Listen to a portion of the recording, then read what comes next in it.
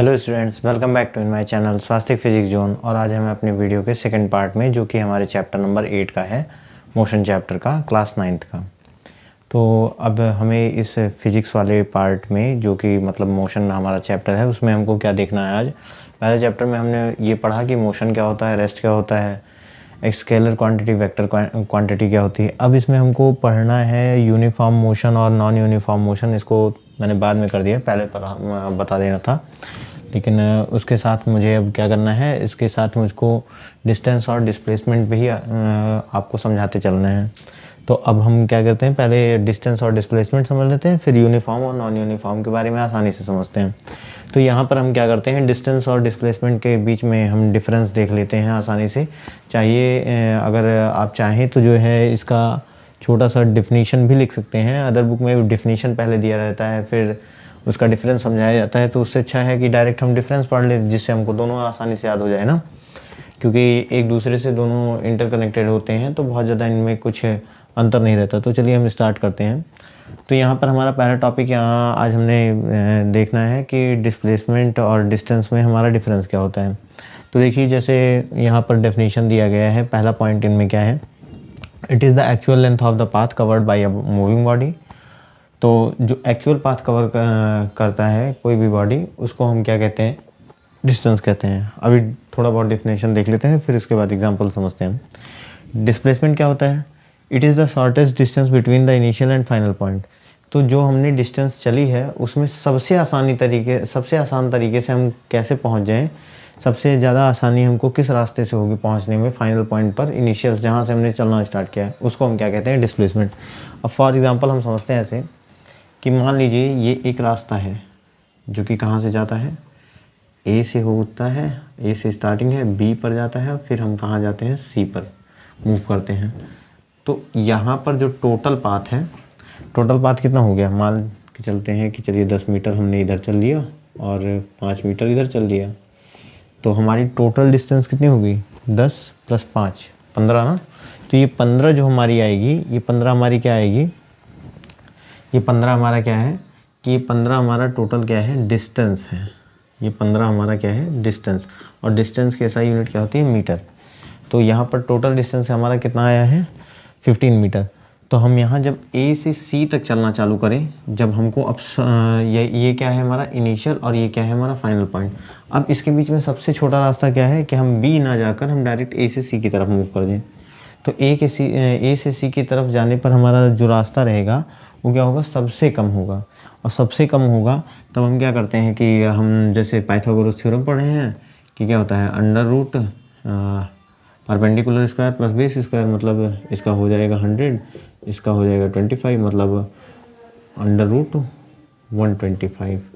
तो 125 को जब हम यहाँ पर कैलकुलेट कर लेते हैं, 5 5 जो 25, और तो ये आ जाएगा 5√5 मीटर। तो देखिए हम यहाँ पर अगर कैलकुलेट किया जाए तो ओवरऑल 6 या 7 मीटर आ रहा है, अप्रॉक्स हम 6 या 7 मीटर मान लेते हैं। तो हमको क्या हो गया कि हम यहाँ पर हम जहाँ 15 चल रहे हैं उससे आधी ही दूरी चलकर हम क्या पहुँच जा रहे हैं, सी पर पहुँच जा रहे हैं। तो यहाँ पर जो डिस्टेंस आया है, शॉर्टेस्ट डिस्टेंस, इसको हम डिस्प्लेसमेंट बोलेंगे। और जो एक्चुअल लेंथ आई है पाथ की ए से सी तक, पहले बी पर गए फिर सी पर गए, इसको हम बोलते हैं डिस्टेंस। ठीक, जैसे यहाँ पर अब इसने क्या किया है कि ए से सी तक डायरेक्ट डिस्टेंस कवर कर ली, शॉर्टेस्ट डिस्टेंस इनिशियल और फाइनल के बीच में कवर कर ली, तो उसको हमने क्या बोला है, डिस्प्लेसमेंट बोला है। सेकंड पॉइंट देखते हैं कि जो हमारा डिस्टेंस होता है वो या तो पॉजिटिव होगा या तो ज़ीरो होगा।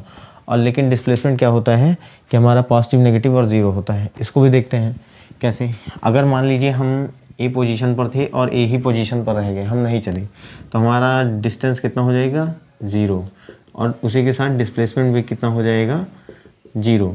तो लेकिन अब हम क्या करते हैं, ए से बी की तरफ चलना चालू किए, ठीक, और बी से सी की तरफ चलना चालू किए। फिर सपोज करते हैं कि हम सी से फिर उल्टा लौटे और ए पर आए, फिर ए से हम एक डी पॉइंट पे चले गए आगे।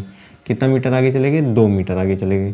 तो ये कितना हो गया, पहले हमने 10 कवर किया, फिर 5 कवर किया, 15, फिर उल्टा 5 लौटे तो कितना हो गया, 20, और फिर उल्टा 10 लौटे तो कितना हो गया, 30। अब यहाँ से यहाँ तक आए तो कितना हो गया, 2 और चले डी तक। तो हमारा टोटल डिस्टेंस जो आया है वो कितना आया है, 32 मीटर। ठीक, तो अब इसके बाद हम क्या करते हैं, 32 मीटर हमारा टोटल ओवरऑल डिस्टेंस आया। अगर हम नहीं चलते तो हमारा 0 होता, और अगर हम चल रहे हैं तो ओवरऑल क्या हो रहा है, उसकी वैल्यू बढ़ती ही जा रही है। डिस्टेंस कभी भी नेगेटिव नहीं होता। कारण ये होता है क्योंकि हम पूरा उसको मतलब ये नहीं देखते कि किस डायरेक्शन में चल रहा है, डायरेक्शनलेस होता है क्योंकि स्केलर क्वांटिटी है। इसीलिए हम इसको क्या करते हैं, जिधर भी जाते रहते हैं उधर इसकी मेज़रमेंट हमेशा प्लस ही करते चलते रहते हैं इसकी वैल्यूज़ को। अब उसके बाद फिर डिस्प्लेसमेंट की बात आती है। तो डिस्प्लेसमेंट में हम क्या करते हैं कि डिस्प्लेसमेंट पॉजिटिव, नेगेटिव और जीरो तीनों होता है। ठीक, अब पॉजिटिव कैसे होता है कि अगर मान लीजिए हम इस पाथ से आगे गए, ठीक, ए से बी की तरफ गए, तो शॉर्टेस्ट डिस्टेंस है पहली चीज़, तो ये हमारा डिस्प्लेसमेंट भी है, डिस्टेंस भी है, मान लेते हैं ना। तो यहाँ पर हमने मान लिया कि 5 मीटर हम आगे की तरफ गए, तो हमारा डिस्प्लेसमेंट कितना हो गया, 5 मीटर हो गया। अब हमने क्या किया, अगर नहीं चलते तो 0 होता, और चले हैं तो यहाँ हमारा पॉजिटिव तो है। लेकिन अब हम क्या किए हैं कि यहाँ से यहाँ तक उल्टा लौटे। अगर जहाँ से हमने स्टार्ट किया वहीं पर फिर हम लौट आते हैं तो हमारा डिस्प्लेसमेंट 0। और अगर उस पॉइंट से एग्जैक्ट पीछे जाना चालू करते हैं तब क्या होगा, जितना हम पीछे जाते जाएंगे उतनी वैल्यू हमारी माइनस में लिखी जाएगी। अब मान लीजिए कि हमने ए से सी तक 2 मीटर चला, तो वो 2 मीटर हमारा किस में लिखा जाएगा, माइनस में। ठीक, क्योंकि इनिशियल पॉइंट से हम क्या कर रहे हैं, पीछे की डायरेक्शन की तरफ, और डायरेक्शन ली जाती है किस में, डिस्प्लेसमेंट में, क्योंकि ये वेक्टर क्वांटिटी है। अगर डायरेक्शन के हिसाब से लेंगे तो ये इसकी कौन सी डायरेक्शन है, पॉजिटिव एक्स डायरेक्शन है, और ये इसकी नेगेटिव एक्स डायरेक्शन है ना। ठीक, तो नेगेटिव एक्सिस पे है, ये पॉजिटिव एक्सिस पे है। तो हम अगर क्या करेंगे कि अगर पॉजिटिव की तरफ हम जाएंगे तो हमारा क्या होगा, वैल्यू बढ़ती जाएगी, और नेगेटिव की तरफ जाएंगे तो हम माइनस में लिखते जाएंगे और वैल्यू हमारी घटती जाएगी। ठीक, तो अब हमको ये भी समझ में आ गया पॉजिटिव नेगेटिव 0 डिस्प्लेसमेंट क्यों होता है, डिस्टेंस क्यों हमारा पॉजिटिव ही रहता है, क्योंकि डिस्टेंस हमेशा ऐड ही किया जाता है। डिस्टेंस जो होता है, डिस्टेंस पे डायरेक्शन का कोई भी इफेक्ट नहीं होता, लेकिन हमारा डिस्प्लेसमेंट में डायरेक्शन का इफेक्ट होता है। इसलिए हम उसको पॉजिटिव और नेगेटिव दोनों में लिखते हैं, या अगर हम जहाँ से चले हैं वहाँ पर पहुँच गए या चले ही नहीं तो डिस्प्लेसमेंट हमारा 0 होगा। उसके बाद स्केलर क्वांटिटी और वेक्टर क्वांटिटी देख लेते हैं फटाफट से। तो स्केलर क्वांटिटी क्या है, वेक्टर क्वांटिटी क्या है, हमने पिछले टॉपिक में पढ़ा था कि जिसमें डायरेक्शन नहीं होती है, केवल मैग्नीट्यूड होता है, वो स्केलर होता है। जिसमें डायरेक्शन के साथ हम मैग्नीट्यूड को लिखते हैं वो हमारा क्या है, वेक्टर क्वांटिटी है। तो यहाँ पर देखिए, जैसे हमने अब देख रखा है कि दोनों की एसआई यूनिट क्या होती है, मीटर ही होती है। दोनों की एसआई यूनिट, दोनों की एसआई यूनिट जो होती है वो मीटर ही होती है, क्योंकि दोनों पाथ ही हैं, दोनों रास्ते की लेंथ ही हैं। तो एक बस शॉर्टेस्ट है और एक एक्चुअल है, पूरा लिया जा रहा है, टोटल है। तो बाकी है दोनों का एसआई यूनिट क्या है, मीटर ही है हमारे पास। क्यों है, क्योंकि जो दोनों लिए जा रहे हैं दोनों एक सेम फिजिकल क्वांटिटी है हमारे पास ना। तो अब उसके बाद हम क्या देखते हैं कि स्केलर क्वांटिटी और वेक्टर क्वांटिटी के बारे में बात कर रहे थे। अब जैसे यहाँ का ही एग्जांपल उठा लीजिए, तो अगर ये क्या है, वेस्ट डायरेक्शन है, ये ईस्ट डायरेक्शन है, तो हम अगर जब डिस्प्लेसमेंट की बात करेंगे तो हम डिस्प्लेसमेंट में कहेंगे कि हम यहाँ पर 5 मीटर वेस्ट की डायरेक्शन में गए, ठीक, और 2 मीटर नेगेटिव 2 मीटर किस डायरेक्शन में आए हैं, ईस्ट डायरेक्शन में आए हैं इनिशियल पॉइंट से। लेकिन जब हम डिस्टेंस की बात करेंगे तो हम यहाँ से यहाँ तक 5 और यहाँ से फिर यहाँ तक लौटे तो कितना हो गया 10, और यहाँ से फिर यहाँ तक गए तो कितना हो गया 12। तो ओवरऑल डिस्टेंस कितना आया 12, और 12 क्या, मीटर में। ना तो यहाँ पर डायरेक्शन हमने इसकी लिखी है, ना तो यहाँ हमने इसको नेगेटिव में लिखा है। रीज़न मैंने बता दिया है ना। अब उसके बाद फिर uniform motion, non uniform motion देखते हैं। तो यूनिफॉर्म मोशन का यहाँ पर जो डेफिनेशन लिख रखा है कि when an object covers equal distance in equal interval of time it is said to be in uniform motion.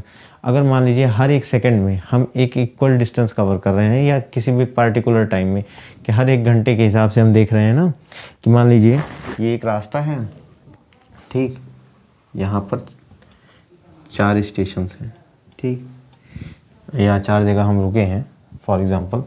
तो यहाँ से हर एक स्टॉप की जो टाइमिंग है वो 10-10 मिनट ले लेते हैं, ठीक, 10-10 मिनट ले लेते हैं। तो 10-10 मिनट ले लेते हैं, तो हर 10 मिनट में अगर हम देख रहे हैं, ठीक, तो हर 10 मिनट में हमारी डिस्टेंस कितनी कवर हो रही है यहाँ पर,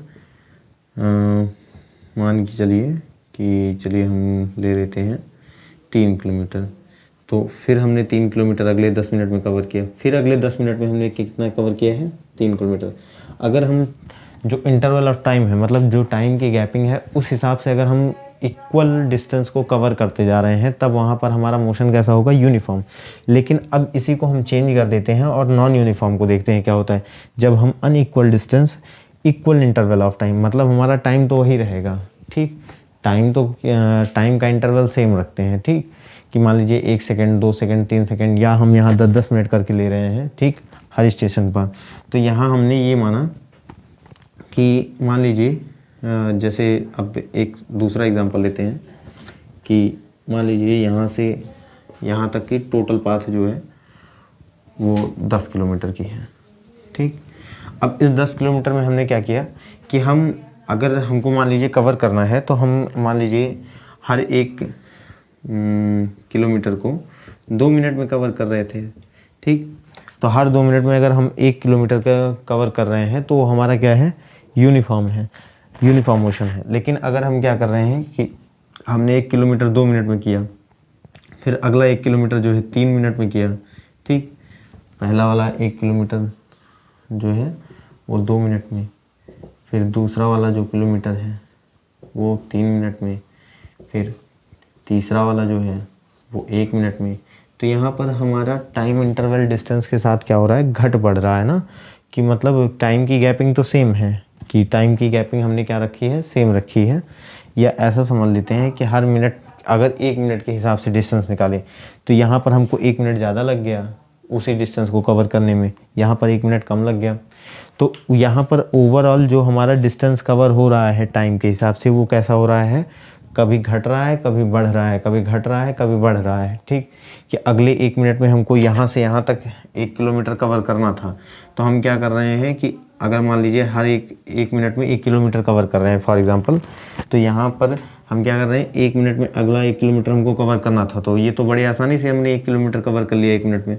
लेकिन अगला 1 मिनट में हमको 1 किलोमीटर फिर कवर करना था, लेकिन हम 1 किलोमीटर ना कवर करके कितना कर पाए हैं, 1.5 किलोमीटर, मतलब आधा किलोमीटर या 500 मीटर ही कवर कर पाए हैं। तब वहाँ पर क्या होगा कि टाइम इंटरवल तो सेम है, लेकिन हम डिस्टेंस इक्वल नहीं कवर कर पा रहे हैं। तो यहाँ पर मोशन हमारा क्या कहलाएगा, नॉन यूनिफॉर्म मोशन कहलाएगा। तो इस वीडियो में इतना ही फ्रेंड्स, नेक्स्ट वीडियो में स्टूडेंट्स हम मिलते हैं और देखते हैं अपने आगे के टॉपिक्स को। आगे के टॉपिक्स में जो भी हमारी प्रॉब्लम्स रहेंगी उसको डिस्कस करते हैं। और आपको भी जो इस वीडियो में अगर कोई प्रॉब्लम है या आप का कोई रिलेटेड क्वेश्चन है इस टॉपिक से, तो आप प्लीज़ हमारे कमेंट सेक्शन में डायरेक्ट मैसेज करिए और अपने क्वेश्चंस को पूछिए। और तब तक के लिए हमारे इस वीडियो को लाइक करिए, शेयर करिए और अपने रिलेटिव्स में भी जितना हो सकता है अपने ग्रुप में, अपने फ्रेंड्स में शेयर करें और हमारे चैनल को सब्सक्राइब करवाएं। Thank you students.